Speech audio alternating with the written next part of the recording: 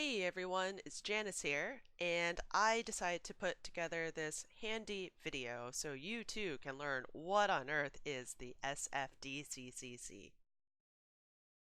So first, it stands for San Francisco Democratic County Central Committee. Throughout this video, you're going to hear me mainly use the first two terms there, SF Democratic Party and SFDCCC. So to back up a little bit, there are different sort of layers of the Democratic Party in the US. At the national level, you've got the Democratic National Committee, which is most well known for putting forward its top candidate every 4 years for the president. At the state level, you have the California Democratic Party, and at the county level, you have the Democratic County Central Committees. I'm not going to talk about ADEMs in this video, but I do know a lot of people do confuse ADEMs with DCCC, especially the elections. The most important thing to know about ADEMs is that it is not DCCC, but certainly after this video, I encourage you to learn more about ADEMs by clicking that link. So back to what DCCC is, every county has its own county central committee. In San Francisco, it is extremely important to note that San Francisco is both a city and a county. That has a lot of different implications on its governance, but for the sake of the Democratic Party, that means that San Francisco has its own DCCC. Those members are voted on by registered Democratic voters, and those candidates will actually appear on the official ballot during every direct primary election, whether you are voting by mail or you're voting in a booth. So not everyone gets to vote for everyone. San Francisco is actually broken up into two assembly districts. On the west side, you have Assembly District 19, and your state representative is Phil Ting. And on the east side, you have David Chu as your Assembly District 17 state representative. So this only shows the city and county of San Francisco, but both of those assembly districts actually extend beyond that southern border. So when are you voting? It's going to be March 3rd, 2020. It's like, what do they do?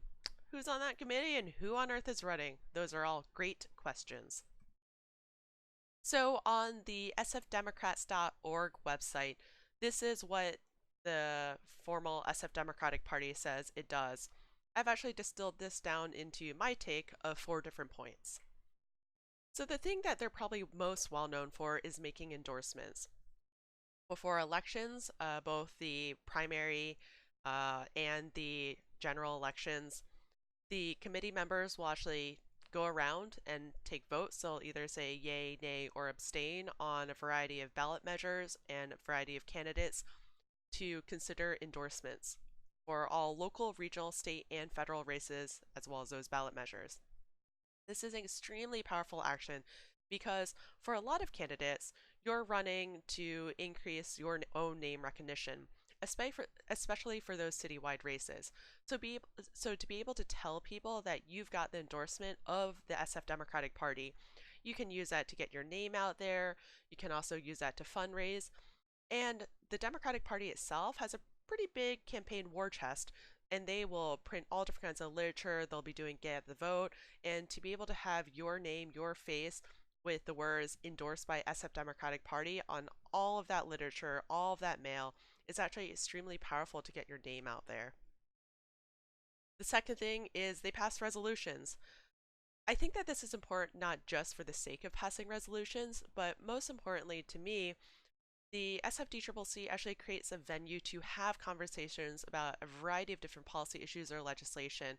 The committee members themselves will obviously have their discussion, but all of those meetings are open to the public, and there is an opportunity for public comment, pretty similar to kind of meetings that happen in City Hall. And to have a venue to talk about issues directly related to San Franciscans, to voters, to Democratic voters is really, really critical. And the committee can pass a variety of resolutions upholding, opposing, or pushing for different policies. The third thing they do is charter and support Democratic clubs. I myself am a member of all different Democratic clubs, and there are actually over 30 active Democratic clubs in San Francisco. To become an actual Democratic club, you need to be officially chartered by the SFDCCC. I do think that the SFDCCC can do a lot more to be resourcing all these different clubs. whether it's with infrastructure, monetary resources, networks, or whatever else. Because at the end of the day, when those clubs are more powerful, the party is stronger. And then the fourth thing to do for SFDCCC is to run and support outreach programs. There are all different kinds of outreach programs, most notably Get Out the Votes, um, also voter registration programs to really get more people not only to register to vote, but to register as Democratic voters. But beyond that, I think most well known was the program that Speaker Nancy Pelosi really helped promote and support for the 2018 midterm elections, which was Red to Blue San Francisco. That was a operation based out of San Francisco, including a lot of phone banking that was helping to flip seats across the country. And we saw how a lot of different organizations were working in tandem to get more House seats to flip. And we saw that incredible success. And we see what that means in the House today. And I think it's really important for San Francisco as a stronghold of the National Democratic Party to be really putting forward those different kinds of efforts and initiatives like Red to Blue San Francisco. So, who on earth is on it and who is running in March 2020? So, as a refresher, you've got the East Side Assembly District 17 and you've got the West Side Assembly District 19.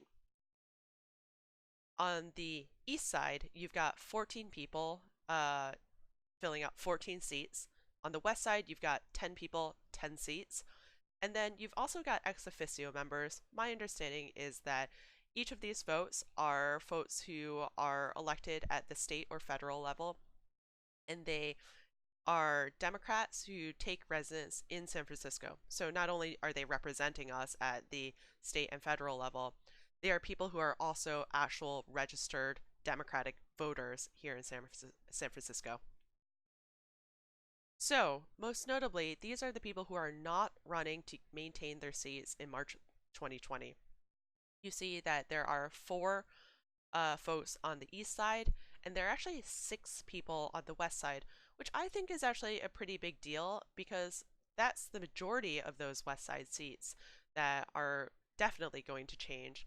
But all of these seats, the 14 seats for AD 17 and the 10 seats for AD 19, are all up for election.